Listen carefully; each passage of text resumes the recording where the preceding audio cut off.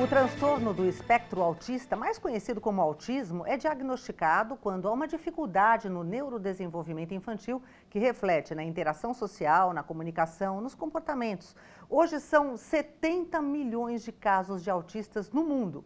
Estima-se que no Brasil esse número gire em torno de 2 milhões de pessoas. Não há aí uma precisão desse número porque não existia a inclusão de autistas no censo demográfico.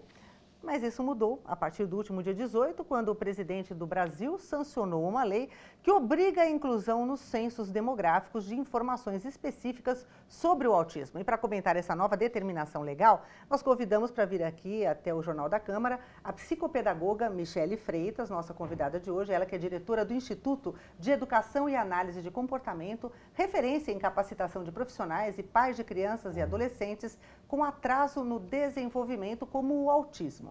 Muito obrigada pela tua presença, prazer enorme em tê-la aqui com a gente. Quando a gente dá essa notícia que vai haver a inclusão do autismo no censo demográfico, o que isso significa na prática? É importante esse tipo de medida? Essa medida ela é de suma importância, por isso ela foi tão comemorada pela comunidade de pais de crianças com autismo, porque se a gente não tem dados suficientes para saber qual é o alcance do autismo no Brasil, nós não temos aí previsões de políticas públicas, de capacitação de pessoal e até questões educacionais juntamente às escolas. Pela sua experiência nesse segmento, né, que tipo de informações esse censo deveria tentar obter, né? Um questionário específico. O que você acha interessante nesse sentido? Bom, é muito importante que a gente saiba onde estão, se tem alguma região no país que tem uma maior concentração de autismo, porque isso a gente pode pensar em políticas públicas específicas. É importante a gente saber o nível desse autismo. Então, hoje nós temos uma previsão dentro do DSM-5 de nível 1, 2, 3, que seria de leve a severo. Então, qual é a proporção que nós temos? Mais autistas leves, moderados ou severos? Então, esses são dados muito importantes para que a gente possa pensar em política pública. Porque quando a gente fala em espectro autista, a gente tem vários níveis, né? Tem inclusive pessoas com autismo que têm uma facilidade de comunicação um pouco maior, tem outras que não se comunicam e assim por diante, né? Exatamente. Nós temos aí crianças que não falam, são totalmente não verbais, e a gente tem aí crianças que falam, mas têm sim os seus atrasos na linguagem. E o importante no autismo é dar um acompanhamento desde cedo, né? E as políticas públicas podem realmente ajudar nesse sentido, né? Sim, a intervenção precoce hoje, ela é o principal para a gente ter uma melhora na qualidade de vida, para tornar essas crianças mais independentes e mais autônomas. Porque na maioria das vezes a gente percebe, através de, enfim, várias reportagens que nós já apresentamos sobre esse tema, é que os pais, por mais que você tenha uma divulgação do problema, ficam perdidos nessa hora, não sabem quem procurar, o que fazer, como lidar com o caso, em que escola colocar. É sempre um dilema, né? Sim, até o excesso de informação ele é prejudicial, né? Porque eles têm um leque tão grande de opções de intervenção que eles muitas vezes não sabem o que é de fato melhor, o que é a melhor evidência científica existente hoje para o tratamento com o autismo. Na tua opinião, ainda falta muita informação? Com certeza, falta ainda um posicionamento, um filtro das melhores informações e, de fato, o que fazer. Às vezes, a gente que trabalha com isso acha que, nossa, mas está tão batido, todo mundo deve saber, mas não. Quando a gente vai conversar com outras pessoas que não são da área ou pais que estão acabando de ter um diagnóstico, realmente eles estão totalmente sem norte. É porque a gente tem que pensar também que nos grandes centros, evidentemente, a gente tem uma informação um pouco maior. Mas quando a gente fala de autismo, isso pode acontecer em qualquer lugar, em locais longínquos do nosso país, né? Então é importante a gente dar esse tratamento, né, à questão e ter realmente informação em todos os lugares, né? Sim, o primeiro passo realmente é a qualificação de pessoas para atender essa população. Entendi. Agora, quais são as suas expectativas sobre esse primeiro ano em que a gente vai ter esse censo demográfico? Assim, eu imagino que você deva ter uma perspectiva nesse sentido. O que você espera?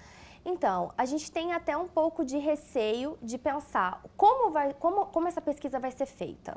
Como que esse recenseador vai aí coletar esses dados? Ele vai perguntar para as famílias se tem algum membro com autismo em casa. Muitas famílias, às vezes, não têm diagnóstico fechado. Então, assim, é uma expectativa de realmente ver como isso vai acontecer na prática. Eu acho que é o... Porque tem que ter a pergunta específica, né? Não Exatamente. tem outro jeito, né? Como que vai ser isso na prática? Porque como é um transtorno que você olha para essa criança e ela é totalmente normal, fisicamente normal, como vai ser essa abordagem?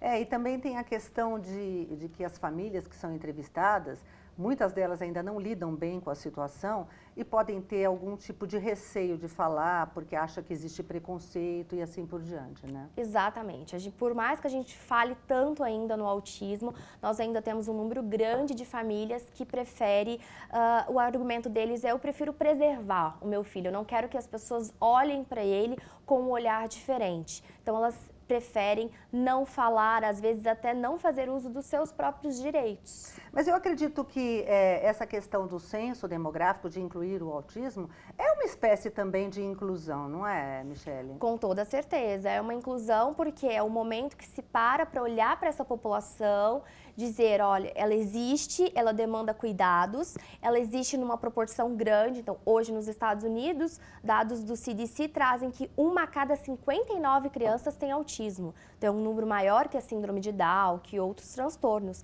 Então, realmente, nós temos um número grande e é o momento da gente parar e pensar, temos essa população, o que vamos fazer para que essa população se desenvolva da melhor maneira possível? Se a gente pudesse imaginar políticas públicas num futuro, o que você imagina hoje, a curto prazo, vamos colocar assim, para os autistas? A curto prazo, eu acho que o trabalho que a gente mais precisa buscar é a conscientização lá nos consultórios dos pediatras, porque é lá que muitas vezes esse diagnóstico ou suspeita de diagnóstico ela é feita.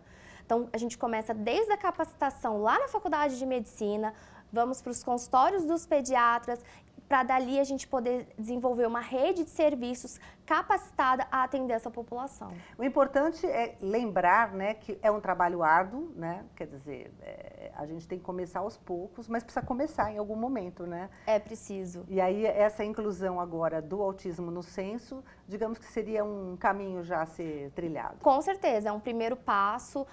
Os pais lutam tanto pela questão da inclusão escolar e como os dados do censo são compartilhados com o MEC, com certeza todos esses dados vão ser de suma importância para a gente pensar em inclusão escolar. Maravilha. Michele Freitas, muitíssimo obrigada pela sua presença aqui no estúdio, por ter nos dado essas explicações e informações. Ela que é psicopedagoga e atua diretamente nesse segmento, e até uma próxima oportunidade. Obrigada.